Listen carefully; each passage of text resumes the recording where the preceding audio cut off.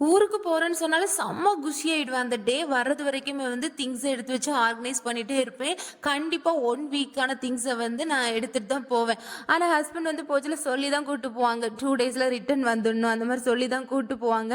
ஆனா அங்க போயிட்டு 2 டேஸ்ல ஹஸ்பண்ட மட்டும் தனியா அனுப்பி வச்சுடுவேன். நான் வந்து அங்க அக்கா வீடு, அப்புறமா ஷாப்பிங் ஏதாவது பண்ண வேண்டியது இருந்துச்சுன்னா, மெதுவா ஸ்லோவா தான் அம்மா வந்து திரும்ப வந்து கொண்டு விடுவாங்க.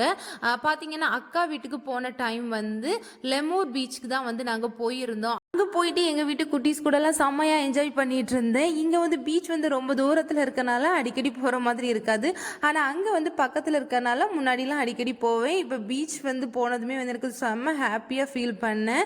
அங்க வந்து ஸ்நாக்ஸ் எல்லாமே சுட சுட அப்பப்போ போட்டு குடுத்துட்டு இருந்தாங்க. பஜ்ஜி, அப்புறமா போண்டா, என்னோட ரொம்ப ஃபேவரைட் வந்து பானிபூரி. இது எல்லாமே வந்து நாங்க வந்து சுட சுட வாங்கி சாப்பிட்டுட்டு கிளம்பிட்டோம். அவ்வளோதான். நெக்ஸ்ட் வீடியோல பார்ப்போம். பாய்.